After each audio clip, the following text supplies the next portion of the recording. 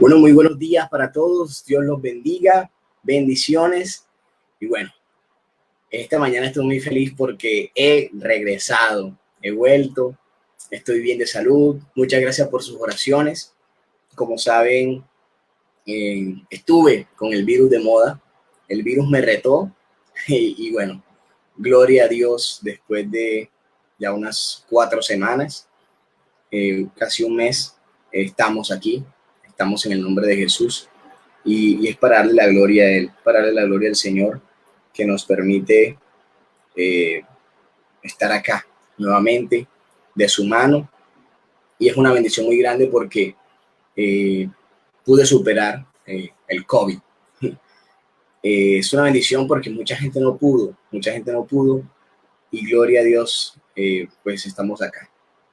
Bueno, mis hermanos, el día de hoy vamos a tener una jornada para terminar nuestro curso, para responder algunas dudas, inquietudes, preguntas, si Dios lo permite, esperemos que sí sea.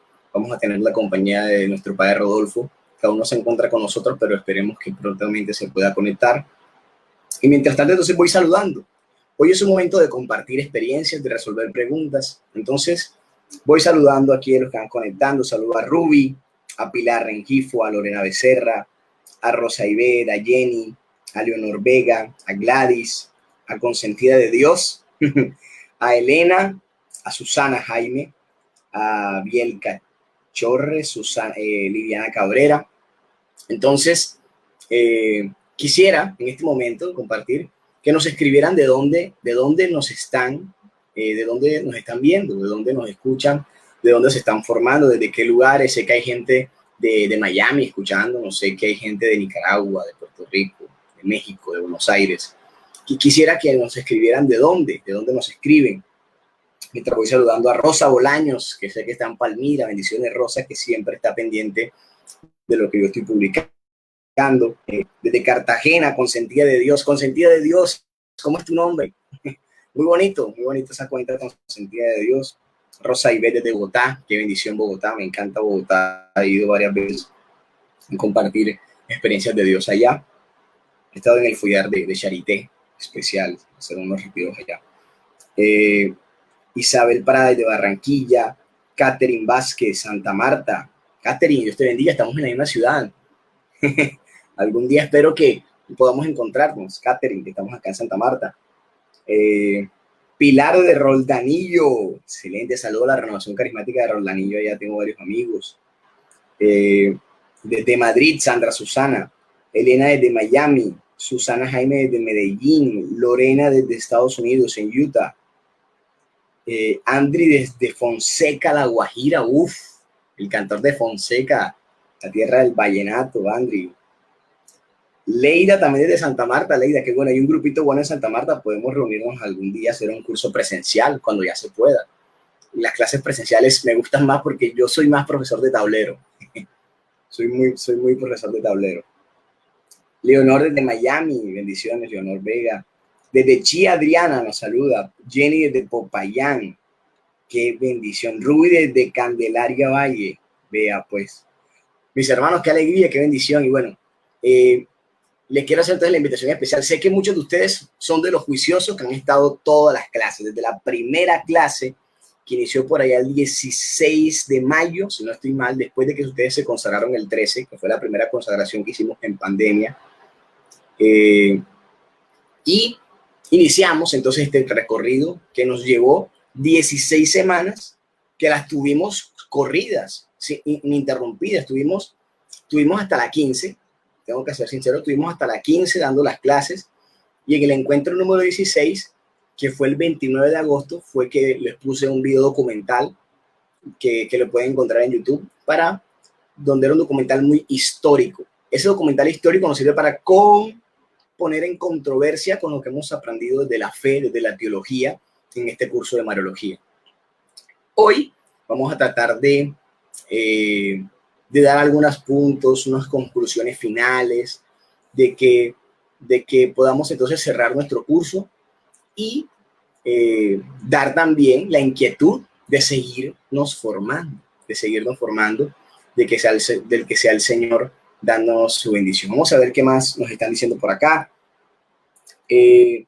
Dice desde Santa Marta, Ivana, también mucha gente de Santa Marta, desde Los Ángeles, Lulu Silva, Marlene Patricia desde Quibdó, estaba en Quibdó, ¿cuántas veces? 3 veces. Estaba en Quibdó 3 veces estaba en Quibdó. No sé si Lulu Silva nos hemos podido encontrar, no es con Lulu, es Marlene Patricia. He entrado 3 veces en Quibdó, no sé si de pronto en alguna de esas 3 veces nos hemos cruzado en algunas de esas vigilias que he estado allá. Tenemos también a Elena Pérez, bueno, Elena ya la había saludado. Y bueno, entonces, bendito sea Dios. Lo otro, bueno, mira, aquí dicen para el PDF, miren, lo que voy a hacer es, aquí en el Facebook, voy a colgar el PDF. Voy a colgar el PDF para que lo tengamos todos ahí. Entonces, para que sea de bendición para cada uno de ustedes. Desde Sagún, me encanta, Sagún, Córdoba, saludos a la gente de Sagún, saludos a las personas de la parroquia de Nuestra Señora de Guadalupe en Sagún. Qué bendición. Ahí también. Entonces, bueno, vamos a Nora Campo desde Miami. Bueno, entonces vamos a darle el resumen general. Vamos a hacer un resumen general para irnos a las preguntas, para también la gente que no ha estado en ninguna otra clase se anime a ver las demás porque son muy interesantes. Entonces, voy a poner aquí la presentación, ahí la tenemos, para que vayamos pasando. Entonces, miren,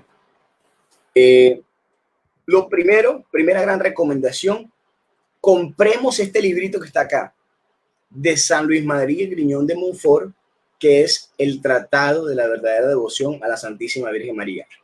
Primera tarea y conclusiones que vamos a ir sacando de todo el tratado es, cómprense ese libro. Es baratísimo. Yo recuerdo que yo lo compré, cuesta como 10,000 pesos, 15,000 pesos. O sea, no es una inversión cara, pero espiritualmente es un libro excepcional para entender mejor cómo debe ser nuestra relación con la Santísima Virgen María. Voy a poner el celular en silencio que me están llegando mensajes acá. Entonces, bueno, sigamos. Lo otro, entonces, la Mariología es cristológica. El centro de la Mariología es la cristología. Y así lo vimos en todo el curso de los que estuvieron juiciosos. Siempre que íbamos a hablar de María, teníamos que hablar de Jesús porque es el centro de la fe. Entonces, toda Mariología es cristológica. Y vamos sacando las conclusiones rápidas. Aquí va a ser un pasado rápido de todo el curso. Entonces, para estudiar a María, es necesario estudiar a Cristo. Entonces, estas fueron las 4 partes en que hicimos la división del curso. La parte bíblica, que fue donde más nos demoramos. La histórica, que es cómo se aconteció en la historia, los padres de la iglesia pensaron sobre María. La sistemática, que es ya hablar de los dogmas de la iglesia, cómo el magisterio de la iglesia ya consolidó el pensamiento mariano. Y la vivencial, que es ya la espiritualidad mariana. Entonces empezamos la bíblica, hablando un poco entonces del Evangelio de Mateo, hablando principalmente de madre de un judío marginal. Entonces decíamos que María Santísima es conocida porque su hijo es conocido. Y esa es la misión de María. La misión de María y el objetivo de la devoción mariana es hacer famoso a Jesús. María no quiere ser famosa, no se quiere hacer famosa a ella, no quiere ser reconocida a ella, quiere que se reconozca a su hijo. Entonces, entonces ahí lo seguimos. Esto es una frase de Martín Lutero, donde decía que entonces en María reposan nuestras lágrimas, en María reposa nuestro llanto. Eso es algo hermoso. Analizando entonces el Evangelio de Lucas. Ahora, en el Evangelio de Mateo, veíamos entonces que hay varias mujeres en la genealogía de Jesús y es importante que haya mujeres porque ya se empieza a reconocer el papel de la mujer en la historia.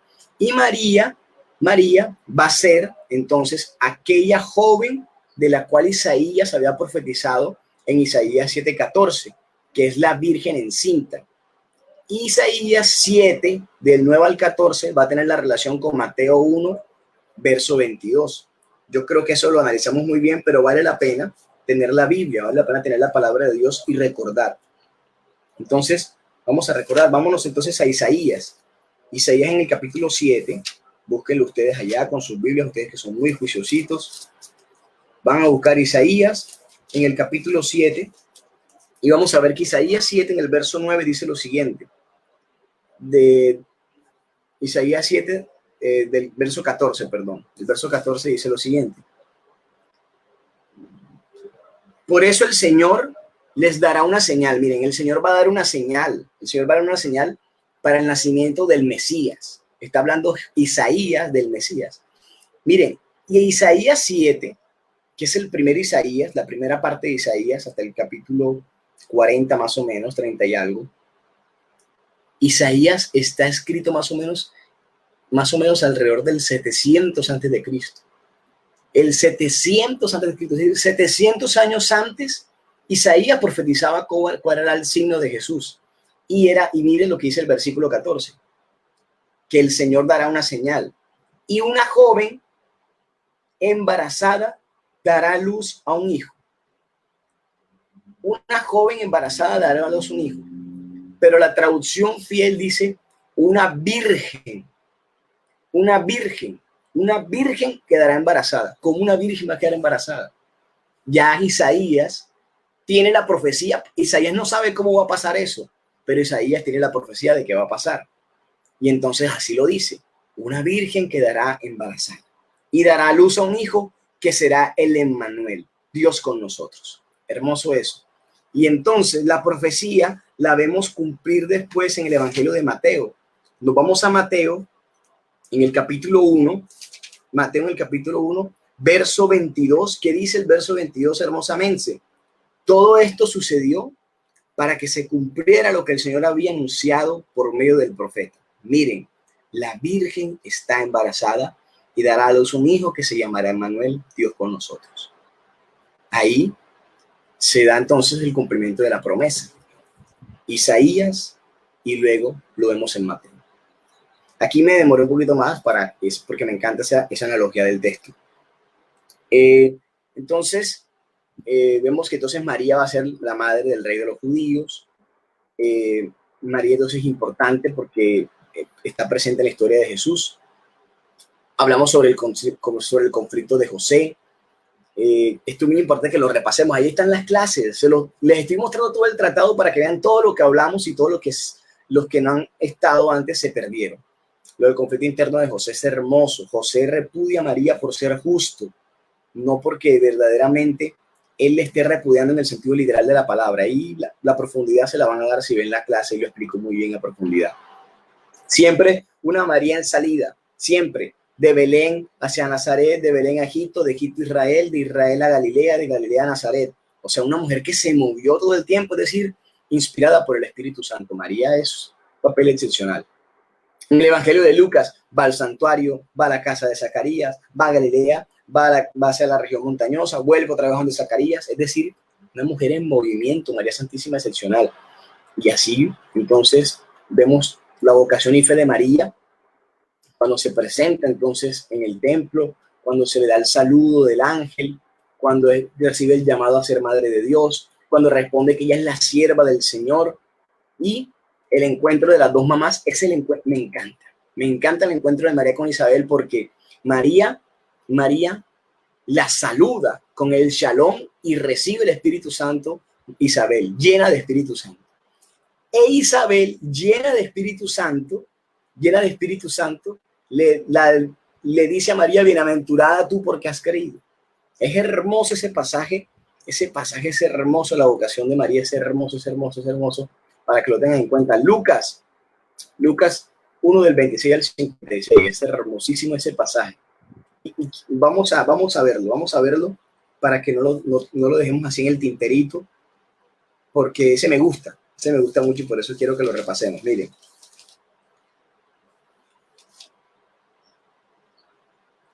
¿Dónde está? Bueno, estoy en Lucas. Tenemos a Lucas, el nacimiento de Jesús. Sí, Lucas 1. Miren, Lucas 1, cuando se encuentran las dos madres, que es desde el verso 57, miren, ahí está. No, mucho antes, perdón. desde el 26, que es el anuncio del ángel, y eso, desde el 39, cuando se encuentran las dos mamás, María e Isabel. Las dos ya estaban embarazadas, por eso es el encuentro de las dos madres. Entonces, el encuentro de las dos madres y miren, María se levantó rápidamente y se fue hacia Judea. Fue a la casa de Zacarías donde vivía Isabel. Y el verso 41 dice, cuando Isabel oyó el saludo de María, la criatura dio un salto en su vientre. Isabel llena de Espíritu Santo. Ese es el verso que más me impacta. O sea, solo por el saludo de María, Isabel quedó llena del Espíritu Santo. Y llena del Espíritu Santo, Isabel le dice, bendita tú entre las mujeres y bendito el fruto de tu vientre. Que eso lo rezamos ¿dónde? En el Ave María. Hermoso. Y luego hace una confesión de fe. ¿Quién soy yo para que me visite la madre de mi Señor? Ese Señor en la traducción de la Biblia del griego es Kyrios. Y ese Kyrios solamente está referido hacia Dios. El Señor Dios, el Kyrios. Isabel, llena de Espíritu Santo, va a ser la primera que va a reconocer a María como madre de Dios, madre del Señor, madre del Kyrios. Es hermoso. Es hermoso, hermanos. Yo no sé si ustedes también se apasionan como yo de lo que vamos descubriendo. Es hermoso. Luego analizamos el Magníficat, hicimos el análisis del Magníficat, de cómo María lo puede consolidar. Y bueno, es hermoso. Y luego seguimos viendo el pasaje del nacimiento. Hablamos del pasaje cuando llega la presentación en el templo. Hablamos del significado de la espada que atravesará el corazón de María. Es que hablamos de muchas cosas interesantes. Entonces, de los que se vayan acordando, vayan haciendo preguntas y yo ahora voy a ver los comentarios. Voy a ver los comentarios para ir resolviendo algunas dudas, inquietudes que vayamos teniendo, ¿ok? Entonces, bueno, hablamos de la pérdida de hallazgo de Jesús, de los 3 días, de la significación alegórica que pueden ser los 3 días de la pasada en el sepulcro. Es muy hermoso todo lo que podemos contemplar. Hablamos de María en Pentecostés. Miren, María en Pentecostés, María, la madre de Jesús, estaba integrada a la comunidad. Por eso la iglesia no se puede entender sin María. Hermanos, esto es importante porque es que nuestros hermanos separados, ellos han echado a un lado a María. Pero no entendieron que María estuvo en todos los momentos centrales de la vida de Jesús. En todos. Ninguno se perdió. En todos. Fue la mujer del sí, la encarnación, la presentación, el nacimiento, lógicamente. El primer milagro, las bodas de Caná, el primer milagro que también lo desarrollamos cuando vimos el Evangelio de Juan, lo que significa las bodas de Caná, hermoso. En fin, es algo totalmente hermoso de lo que hablamos en todo este apartado. Y cuando llegamos a Hechos de los Apóstoles que pertenece mayoritariamente en su tradición a Lucas, por eso lo vimos junto con Lucas y Hechos. Miren, Hechos de los Apóstoles nos muestra que María permaneció con la iglesia, con la comunidad. Y por medio de María en la oración fue que recibieron el Espíritu Santo. O sea, es hermoso todo esto. Y ya entramos al Evangelio de Juan, vimos que es la madre del Verbo encarnado. Y bueno, fuimos tratando muchas más cosas sobre el Evangelio de María. Entonces, en los escritos juánicos, que es Juan y Apocalipsis. Entonces hablamos de las bodas de Caná, lo que significaba el diálogo de Jesús y María, que la llama madre, que se sella la alianza con María, el significado de la hora de Juan. María adelanta la hora, es increíble. La cena del Calvario, donde se nos es entregada María como madre, también la desarrollamos y la explicamos qué significaba, cuál es el significado. Y la gran conclusión era esta, que no se puede ser discípulo amado sin acoger a María como madre. No es posible. Es la condición. En el Apocalipsis 12, para que lo lean también, veíamos la controversia entre la mujer y la iglesia. La significación que podía tener ese texto con la mujer o con la iglesia, podría ser María. Pero al final, cuando concluíamos que María entonces es espejo de la iglesia, entonces se podría hablar de las dos sin ningún problema. Luego ya entonces empezamos a tratar lo que era la significación histórica, y simplemente veíamos que había un peligro que era el gnosticismo, que lo expliqué, es una herejía, que todo lo veía espiritualizar, todo era espiritualizado. Entonces, y el hombre, el ser humano, tenía que tener un rechazo hacia lo material y lo corpóreo porque eso era malo, es decir, es un platonismo exagerado, y entonces ellos solamente pensaban en que se debía vivir una vida totalmente espiritualizada en el neuma, en el salir del cuerpo, en toda una psicología trascendental que hoy en día se ve reflejada en todos estos movimientos de esoterismo, de yoga, de todas estas prácticas que buscan una trascendencia espiritual rechazando lo corpóreo. O sea, nosotros debemos buscar la trascendencia espiritual totalmente. Por eso pedimos Espíritu Santo, por eso oramos a Dios. Pero es que el cuerpo hace parte del ser humano y el ser humano es una integralidad de cuerpo y alma. No se puede separar. No se puede decir el cuerpo es malo y el alma es buena. No, el ser humano es bueno. Todo en su integralidad es bueno. Entonces, por esa herejía se hablaba entonces de que María era una diosa que había tenido relaciones con su Dios y había nacido Jesús, y eso fue una de perolata. Pero entonces empezaron a salir los padres de la iglesia a hablar entonces, no, María era una mujer escogida, María es la nueva Eva. Entonces aparecieron los padres de la iglesia y expliqué todo lo que fueron diciendo ellos, defendiendo la posición sobre María desde los primeros siglos de la iglesia. María no es algo nuevo. María desde los primeros siglos de la iglesia fue respetada y venerada por las primeras comunidades, por los primeros cristianitos, así le decía a mi profesor de Biblia, los cristianitos, que con las uñas fueron construyendo todo lo que tenemos hoy. Hermoso. Entonces, ahí fuimos hablando de varias cosas. Aquí también este tema importante lo toqué, que en muchos lugares, en muchas comunidades, hermanos, se habla digamos, de una manera errada sobre el papel de María como corredentora. Y ojo, hay que entender en qué sentido hablamos de corredención. Cuando hablamos de corredención es que María redime y María no redime, redime y salva solo Jesús. Y miren lo que dice entonces sobre eso el Concilio Vaticano II en la Constitución Dogmática Lumen Gentium, que es sobre la luz de las gentes. Y en el capítulo 8 habla sobre la socia del Redentor. María no es corredentora, es decir, no redime con Jesús, el que redime es Jesús. Pero María, si es socia, le ayuda.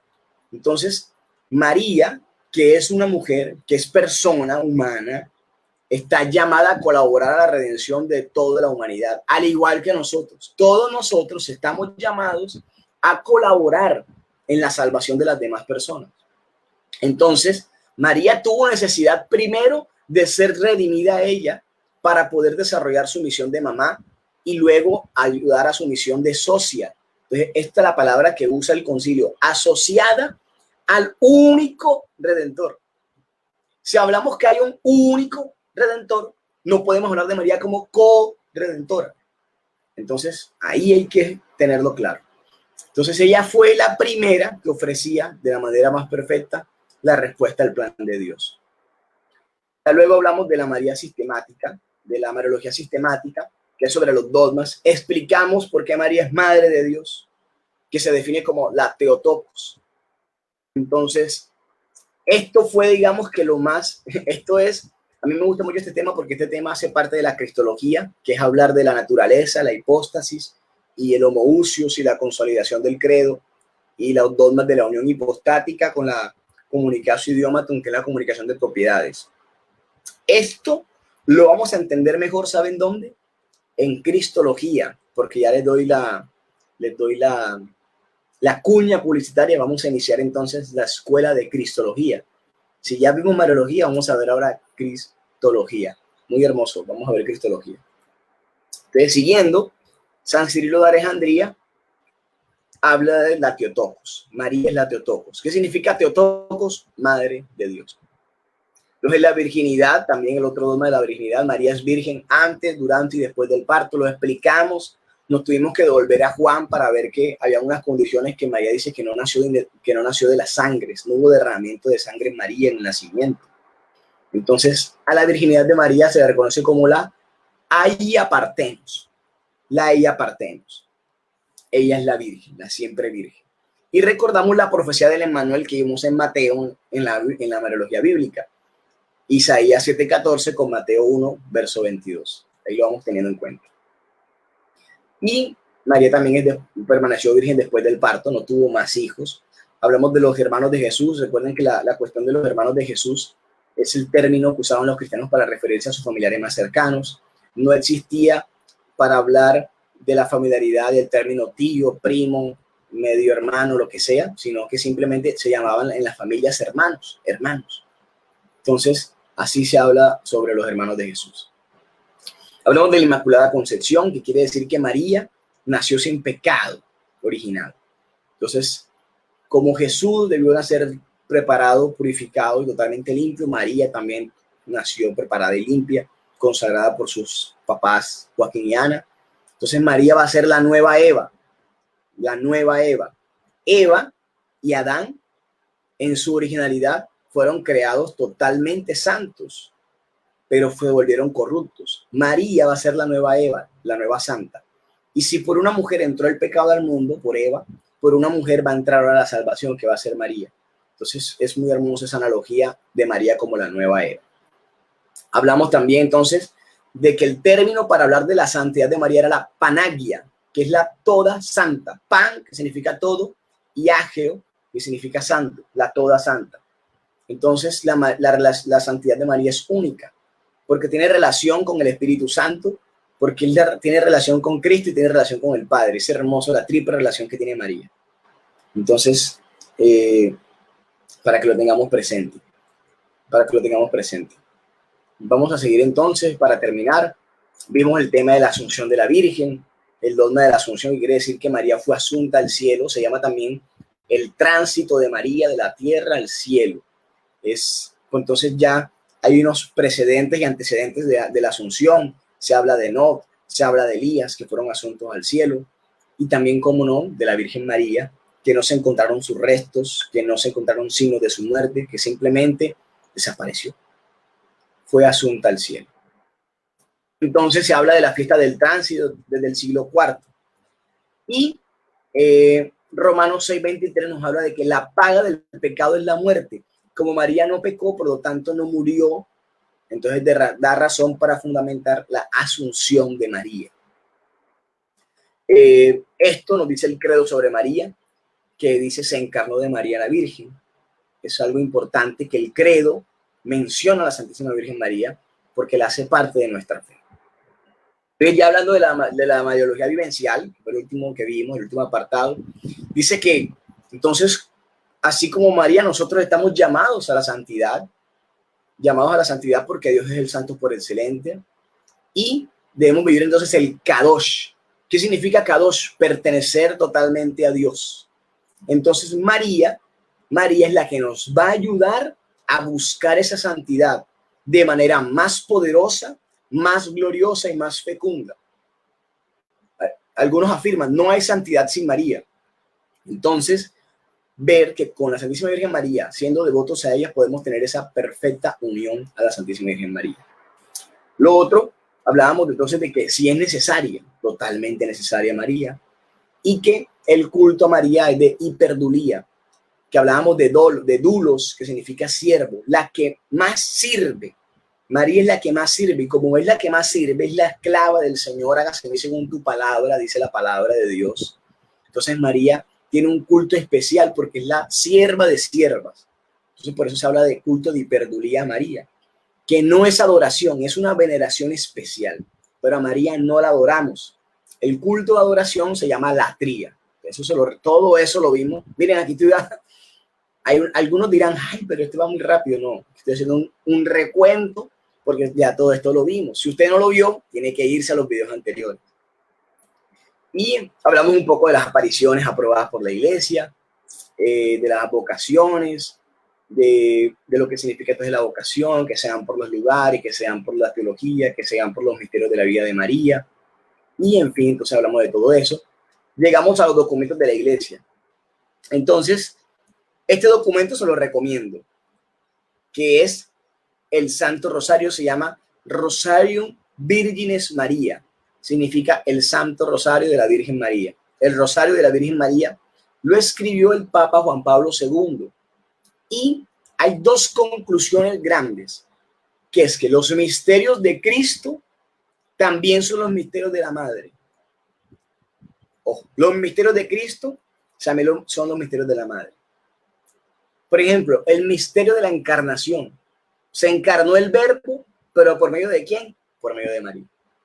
El misterio de la muerte de Jesús. Murió Jesús, pero ¿quién estaba en la cruz? Estaba también María. El misterio de la resurrección. ¿Quién estaba en el sepulcro? María y otras mujeres. Entonces vemos que los misterios de Cristo van unidos a los misterios de la Madre. Y que el rosario nos debe llevar a contemplar a Cristo con María. Que la oración del Santo Rosario, más que una oración dirigida a María, es una oración conducida por María a Jesús. Ese es el rosario. Entonces, María es modelo de contemplación. Se debe recordar con María los misterios del rosario. El rosario es una oración contemplativa, meditada. Hay que recordar a Cristo con María. Hay que comprender a Cristo desde María y hay que configurarse a Cristo con María. Todo esto, hermoso. Hermoso, para que vivamos mejor el rosario. Y entonces estamos llamados a orar a Cristo con María y que el rosario es una bendito rosario de María, cadena dulce que nos une a Dios. Cadena dulce que nos une a Dios. Y eso es todo, amigos, como decimos nosotros. Como dice Bob Bunny, ¿cierto? Eso es todo, amigos. Voy entonces a irme a los comentarios. Voy a leerlos.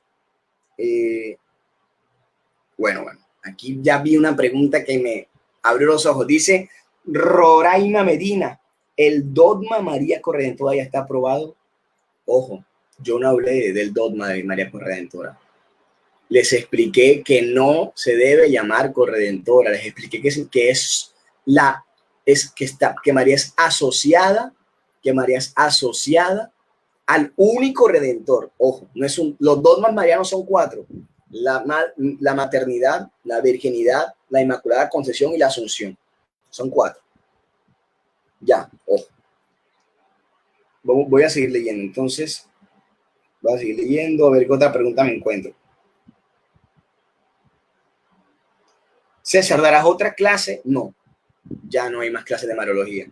Vamos a seguir con Cristología y ya no va a ser por este grupo, obviamente, sino que va a ser abierto por YouTube también a la misma hora, sábados a las 11 de la mañana. A ver qué. Bueno.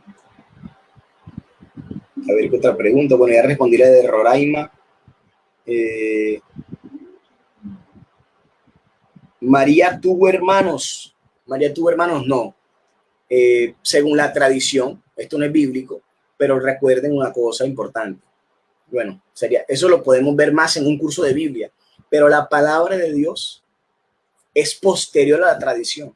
Los libros de la palabra de Dios, los escritos bíblicos, el Antiguo Testamento, que era la Tanaj, y el Nuevo Testamento consolidado por las comunidades cristianas, surgieron por la tradición, por la narración oral, por el recuento de las cosas. La iglesia fue escribiendo y se consolidó la Sagrada Escritura.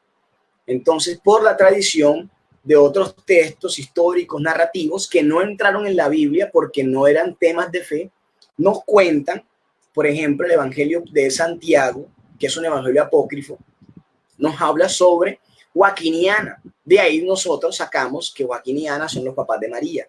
Nos hablan de que ellos pedían a Dios por quedar embarazados por Ana, porque no podía concebir.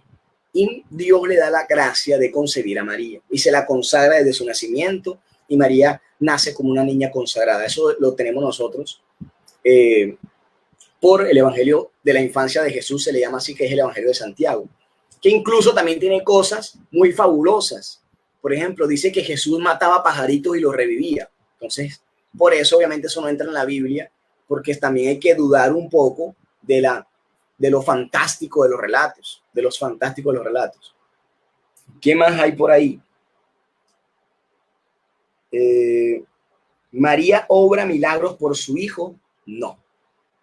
¿Dios le ha dado esa potestad? No. María no obra milagros. El que obra milagros es el hijo. María pide. Lo que decíamos ahorita, hay que rogar a Cristo con María. Eso es lo que hacemos nosotros. Nosotros le pedimos a Dios en compañía de María. Cuando nosotros rezamos a María, en realidad nos estamos dirigiendo a Dios para que María nos ayude a orar.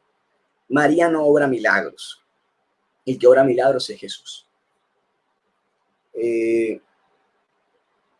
¿Por qué se llaman misterios a los misterios del rosario? ¿Y por qué el demonio desprecia a María? Bueno, lo primero, son misterios porque son misterios de fe. Son misterios de fe, ¿ya? ¿Qué significan los misterios? Cuando uno en la teología estudia revelación y fe, estudia lo que se llama los misterios.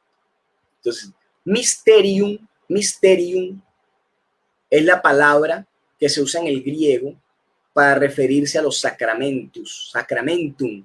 Nosotros tenemos sacramentos porque viene del latín sacramentum, pero por ejemplo, en la iglesia oriental se reconocen mysterium del griego, y por eso los misterios son eso, son signos de Dios, no porque sean ocultos, sino porque es algo donde Dios se ha revelado. Entonces por eso se llaman misterios. Entonces son acontecimientos que suceden, se llaman misterios del Santo Rosario, que en realidad son misterios de Cristo, los misterios de Jesús. Ya por eso se le llama misterio. ¿Por qué María? Porque el demonio no quiere a María. Ya lo vemos, porque es toda pura, porque es toda santa, porque por ella obró Jesús, porque por medio de ella vino Jesús, porque por medio de ella Jesús hizo su primer milagro, porque por medio de ella los discípulos reciben el Pentecostés. Entonces María tiene un poder liberador excepcional, y porque es la mujer del Apocalipsis 12.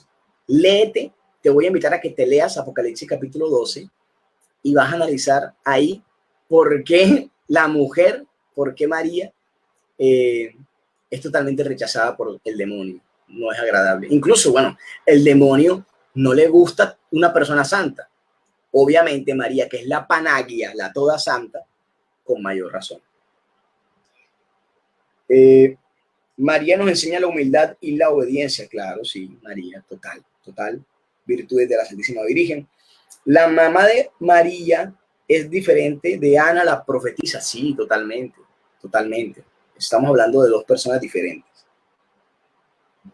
Entonces María tiene ese papel intercesor de intercesión excepcional y que nos aguarda para toda la vida.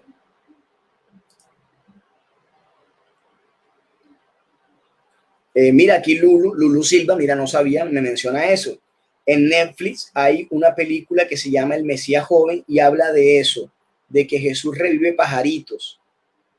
Y me confundió un poco, exacto, porque es un relato fantástico, fantabuloso. Por eso, lógicamente, los libros apócrifos tienen un grado de actividad. Bueno, tenemos aquí con nosotros al padre, tenemos al padre Rodolfo. Vamos a dar un saludo. Hola padre, ¿cómo está? Bendiciones. Hola, ¿cómo están? ¿Qué más ha habido? Dios les bendiga. ¿Cómo han estado? Padre, muy bien, excelente. ¿Y usted? Bien, excelente. ¿Cómo van esas preguntas y respuestas hoy? Bueno, padre, estamos muy bien. Aquí dimos como una conclusión general de todo el tratado. Ahí estamos respondiendo unas preguntas que tiene la gente. Vamos a ver si se animan a hacer otras más en todo esto que hemos visto. Y pues bueno, padre, aquí estamos. Perfecto. Entonces, nada, escríbanos ahí a través del Facebook, me imagino que se puede, y nos pueden escribir todas las preguntas que quieran que compartamos en este momento, unas preguntitas que pronto tengan, algunas dudas que tengan. Y bueno, y te oí que estabas hablando de los libros apócrifos. ¿Qué pregunta tenía? Sí, es que le comentaba que por la tradición de los escritos apócrifos sacamos nosotros los papás de María, que son Joaquín y Ana, y también la manera en que se concibe María, que Ana le pide a Dios por su concepción y Dios le da la promesa de tener esa niña que es consagrada desde su nacimiento. Pero que sí, también esos relatos no entran en la sagrada tradición de la Biblia, en el canon bíblico, digamos, porque también tienen algunas otras cosas que no van directamente relacionadas a los temas de la recta doctrina de la fe.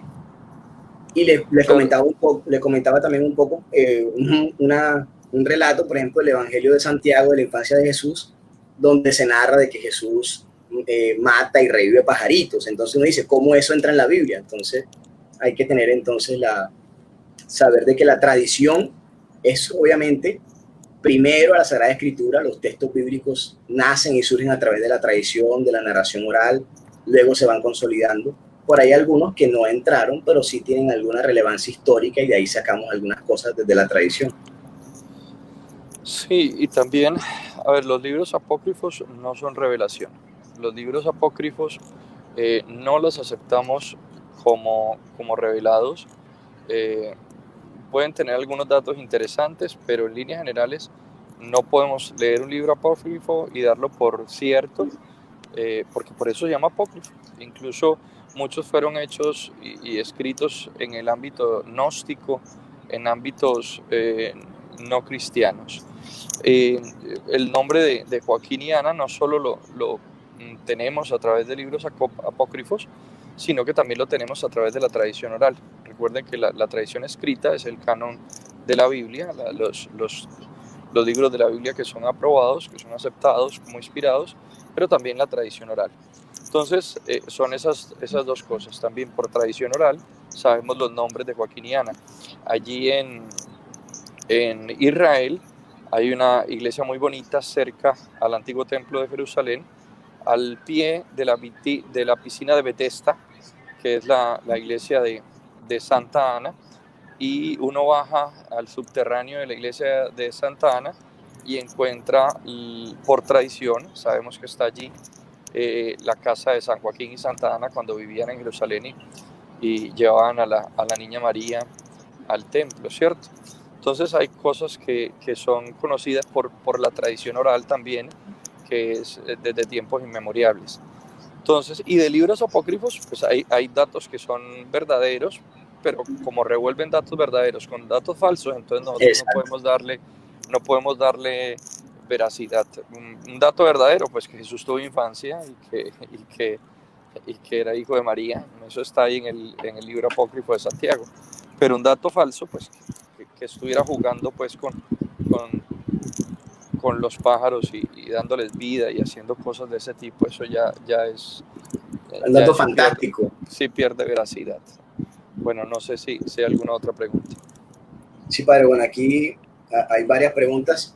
Bueno, hablan ya desde la parte espiritual, ¿cómo entender entonces abandonarse a la divina voluntad desde la visión mariana, padre? Sí, es que María es ejemplo, es modelo de fe, es modelo de cristianismo. María es la perfecta discípula, modelo de discípula. Hay uno de los nombres tradicionales que se le da espejo de la iglesia. Es decir, todo lo que debe ser la iglesia, que somos todos, pues María nos lo manifiesta. Ella es la perfecta discípula. Por lo tanto, todas las características y virtudes que se necesitan en el cristiano, pues las tiene María. Y no podría ser de otra manera con relación a la capacidad de abandonarse y la fe. Así lo hace María en su fiat cuando aparece el ángel. He aquí la esclava del Señor, hágase en mí según tu palabra. Es un abandono absoluto a la voluntad de Dios, y ese abandono absoluto a la voluntad de Dios es lo que le permite ser elegida y escogida, bendita entre todas las mujeres.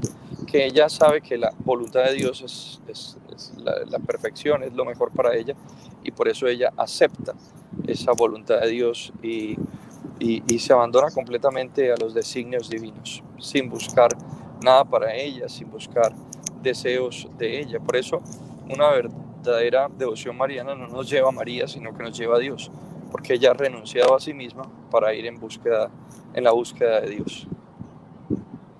Amén, Padre, bendito Dios. Y yo creo que ese ejemplo también de abandonarse a la divina voluntad es totalmente ejemplo de todos nosotros los cristianos que debemos seguir para poder configurarnos a Cristo por medio también de María. Es algo hermoso que ella nos enseña en todo momento, y que especialmente también lo hemos regado en toda la historia de la salvación y en todo el recorrido de Jesús. María estuvo ahí con él. María estuvo ahí con él en todo tiempo, aceptando la voluntad de Dios. Incluso también uno, al ver los dolores de María, al ver su hijo sufrir, una mujer totalmente entregada y acompañándola hasta el final, hasta la cruz. Amén, así es. Bueno, padre, aquí vamos viendo también otras preguntas. Bueno, dicen también que gloria a Dios por este curso, que gracias, padre Rodolfo, por su apoyo, por su crecimiento, por apoyarnos en el crecimiento espiritual. Y bueno, los invitamos también a realizar más preguntas, a ver qué otras inquietudes tienen. Sí, Aprovechen, bueno, aprovechen. lo que hay que ver es que el curso no se ha acabado, porque también, no, lo que ha acabado es como un primer nivel, como un nivel de esta formación que hemos llamado Mariología, un nivel pues introductorio en nuestro camino, pero acabó fue como el nivel, pero la idea es que ahora nosotros, ya después de haber estudiado, de tener estos meses estudiando Mariología, pues la idea es que ahora nosotros profundicemos todos los que estamos en la escuela de María sigue, no se acaba, la escuela sigue y ahora seguimos en un segundo nivel que le hemos denominado Cristología, ¿cierto? Entonces, Exacto. después de estudiar a María, pues María nos lleva a Cristo. Eso es un requisito sine qua non. Entonces no podemos ver uno sin el otro. Donde está el hijo está la madre, donde está la madre está el hijo, ¿cierto? Entonces, si ya hicimos este primer nivel de estudio de Mariología, pues ahora vamos a hacer uno profundo acerca de Cristo y así nos vamos compartiendo el desarrollo. Entonces, que nos preparemos para este siguiente nivel de nuestra escuela de María. La escuela sigue siendo la escuela de María, la escuela a Jesús por María. Es una escuela de María. La escuela de María es una escuela a Jesús por María, como dice en el techo de Nuestra Señora de Lourdes, a Jesús por María. Entonces, eso es lo que hacemos, vamos a Jesús por María. Entonces, estudiamos Mariología, ahora nos viene a estudiar Cristología. La idea es que permanezcamos en todos los grupos, permanezcamos en este grupo privado de Facebook, permanezcamos en todo, aunque vamos a tratar de que más gente pueda disfrutar de esta escuela de Cristología. A ver si la emitimos también a través de YouTube y la tenemos paralelamente, pero seguimos en el mismo horario, ¿cierto, César? Sí, sábado 11 de la mañana. Sábado 11 de la mañana. Entonces no es como que, ya se acabó, entonces ya no, o sea, se acabó el primer nivel, se acabó esta introducción que teníamos o esta parte de Mariología, pero ahora sigue el estudio de Cristología. Yo no puedo estudiar a María y no ir a Cristo, no tiene sentido, ¿cierto? No sé si ya habías dado alguna indicación de ese nuevo nivel o Sí, de ya esa nueva escuela.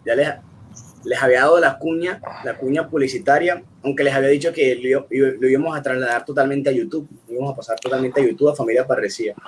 No, pero como lo hacemos en StreamYard, lo hacemos por las dos. Lo podemos Okay. emitir. Yo no sé si pueden emitir por el grupo privado de Facebook, pero por Facebook sí lo podemos emitir, ¿cierto? Sí, lo se puede por las dos, por el Facebook y por YouTube. Sí, la idea es que sigamos, o sea, aun cuando lo estemos emitiendo por YouTube, seguimos mandando información para los que, porque una cosa son la gente que tenemos inscrita en nuestra escuela, que podemos irle mandando información personal, etcétera, a través del grupo privado de Facebook, y otra es pues gente que lo vea de manera genérica, pues el curso, pues porque está en YouTube, o sea que nosotros permanezcamos en donde estamos metidos para que nos llegue la información personalizada, los datos, los resúmenes, la síntesis, todo. Entonces, claro que sí, lo emitimos a través de YouTube, pero también lo seguimos emitiendo a través de Facebook para que no terminemos ninguno de los procesos que estamos llevando. Amén, amén. Padre, bueno, no sé si aquí hay algunas otras preguntas, padre. ¿Tiene tiempo? ¿Tenemos tiempo, padre? Tengo 9 minutos. Bueno, listo. Dice, Lulu pregunta que cómo entender de mejor manera que ella guardaba todo en su corazón para hacer la voluntad de Dios. Aquí. Espera un momento que aquí estoy llegando a la parroquia. Dame un segundo, va contestando César mientras yo voy llegando. Bueno, recordemos que eso lo tratamos un poco cuando veíamos el pasaje de que ella guardaba todo en su corazón. que eso sucede luego de la pérdida de hallazgo del niño, que ella responde de esa manera. Ella guardaba todas estas cosas en su corazón, aunque no lo entendía en su momento, y corresponde a lo que ella va a entender después en la historia. Pero bueno, ¿cómo asociar eso a comprender la voluntad de Dios? Es ver que comprender a Jesús radica en que aunque yo no entienda muchas cosas en el momento, yo lo guardo en mi corazón, yo lo profundizo en mi corazón, y luego, a través del desarrollo de mi vida, voy adheriéndome a la voluntad de Dios de tal manera que, como María, voy comprendiendo los designios de Dios. Aunque en el momento, aunque de un primer momento yo no lo entienda, y eso nos pasa a todos. No entendemos, no comprendemos de primer momento la voluntad de Dios, lo que está pasando, lo que está aconteciendo, pero entonces yo todo eso lo guardo, lo atesoro, lo aseguro, lo medito, le doy vueltas, lo oro, lo profundizo, lo oro con Dios en intimidad, y luego voy comprendiendo. Dios me da la luz, Dios me da la gracia, Dios me revela su voluntad. De la Santa María, todo lo que le acontecía a Jesús lo guardaba en su corazón para poder comprender de mejor manera la voluntad de Dios. Sí, guardar en el corazón. Recuerden que el corazón bíblicamente es el lugar donde se tiene toda la esencia, todo lo que es la esencia de la persona se guarda en el corazón. El corazón no es solo el órgano de los sentimientos. Nosotros en Occidente hemos asociado el corazón siempre a los sentimientos. Entonces guardar en el corazón es como guardar en los sentimientos, guardar ahí en sus emociones, es como una parte romántica, una parte bonita, pero bíblicamente el corazón denota no solo eso, sino que denota todo el ser de la persona. O sea, lo que sucedía con Jesús, lo que sucedía con Dios, lo que sucedía con Jesús y con Dios, era el centro de la vida de María. Guardarlo en su corazón es que es el centro de la vida de María. El centro de la vida de María es Jesús, el centro de la vida de María es Dios, el centro de la vida de María, y nos enseña es todo lo que sucedía, todos los acontecimientos que sucedían con Cristo. Ella los estaba atesorando en su corazón, o sea, se iban convirtiendo en el centro de su existencia. Ella giraba, su vida giraba en torno a Jesús, como debe girar nuestra vida en torno a Jesús, ¿cierto? Ese debe ser el centro de nuestra existencia. No sé si hay otra pregunta. Buenas tardes. También así es, padre. También, bueno, podemos terminar con esta pregunta, y es la diferenciación entre alabar y adorar, que muchos se confunden y se preguntan si se puede alabar a María.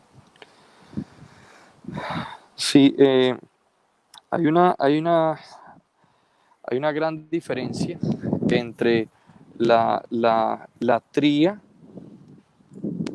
que es la adoración, ¿cierto?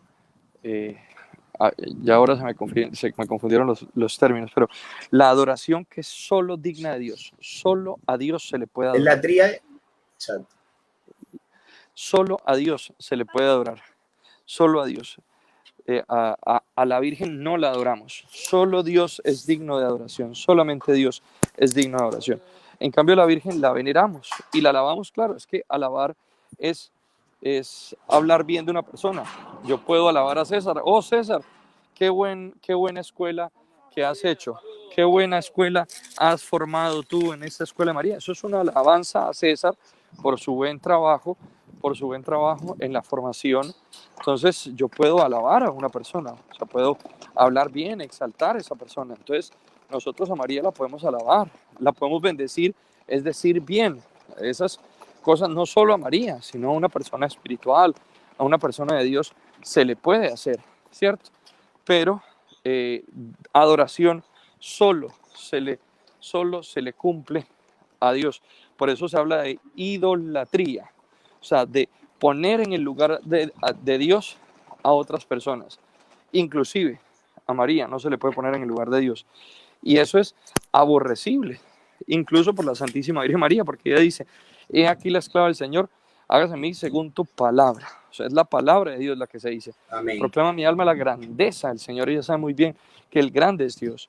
porque ha mirado la humillación de mis esclavas, de sus esclavas. Ella es una esclava, entonces ella no quiere culto para ella. El culto, ella lo tiene claro, que el culto es solo para Dios. Entonces adoración solo se lo rendimos a Dios, pero la podemos alabar, la podemos venerar. Ella tiene una veneración especial superior a la de los santos por su lugar central en la historia. Obviamente hay una alabanza especial a ella, pero no tiene adoración solo Dios. A ella no la adoramos y es un error de los protestantes. Decir que es que los católicos adoran a María, eso es falso, eso es mentira. Nosotros no adoramos a María porque no seríamos católicos. Si lo hiciéramos, no seríamos católicos. No sé de quién habla, porque los católicos no adoramos a la Virgen. Es más, la Virgen no quiere adoración y la Virgen nos enseña a adorar solo a Dios. Amén, así es, Padre. Bueno, Padre, muchas gracias por este espacio, por este momento, y los invitamos entonces a todos. El próximo sábado, 11 de la mañana, estamos aquí conectados, empezando entonces nuevas clases. Sí, aprovechemos que vamos a ponerlo también a través de YouTube, porque hemos estado pensando eso, de que no solo nosotros que estamos en la escuela, sino que las personas, pues cualquier escuela, cualquier en clase que vean, pues les puede ser útil, ¿cierto? Pero no es lo mismo que usted vaya a una clase como asistente, que es que uno como asistente puede ir en algún momento a una universidad y oír una clase, que el que está inscrito, que el que lleva un proceso. Entonces, por eso yo le pedí a César y estamos pendientes, vamos a hacer con la gente que está en Facebook, a través de Facebook, vamos a mandar un formulario de inscripciones para tener sus nombres, sus datos, los vamos a mandar también a través de los grupos de WhatsApp de la Escuela de María, de todos los que han terminado la consagración, para inscribir para este segundo nivel, que es el nivel de Cristología. Entonces esté pendiente que le va a llegar un formulario para que usted lo llene. El que vea en YouTube una clase de Cristología, pues verá una clasecita, pero el que está inscrito tendrá todo el proceso de la escuela, habrá hecho primero el nivel de Mariología, que es fundamental, y tendrá derecho a la información, a la síntesis, a los resúmenes, a los datos, a las tareas, a muchas cosas que vamos a mandar a través de nuestros grupos de WhatsApp y este grupo privado de Facebook, para que lo aprovechemos al máximo, ¿cierto? Entonces, les mando una bendición especial. Ya llegué aquí a la parroquia, ya estamos aquí. Les mando una bendición especial, que sea Dios Todopoderoso que les bendiga, les proteja, les guarde, les libre de todo mal y peligro. La bendición de Dios Todopoderoso, que es amor, Padre, Hijo, Espíritu Santo, descienda sobre ustedes y les acompañe siempre. Amén, amén, amén. Amén. Bendiciones para todos. Bueno, Padre, muchas gracias. Nos vemos. Hasta luego. Bueno, mis hermanos, entonces nos vemos. Nos vemos entonces el próximo sábado. Entonces, bueno, para lo del PDF, aquí les doy pues el WhatsApp. Mi WhatsApp es, ahí está, +57, que es Colombia, 316-871-1754, para pedir el PDF. Y también hay unas personas que me han dicho que pues quieren tener una atención, un agradecimiento conmigo. Bueno, entonces los que quieran dar alguna ayuda me pueden entonces contactar y también de alguna manera ayudarme pues con lo que quieran ofrecer, con lo que puedan colaborar. Entonces Dios los bendiga a cada uno de ustedes. Bendiciones para todos y nos vemos el próximo sábado 11 de la mañana. Chao, chao.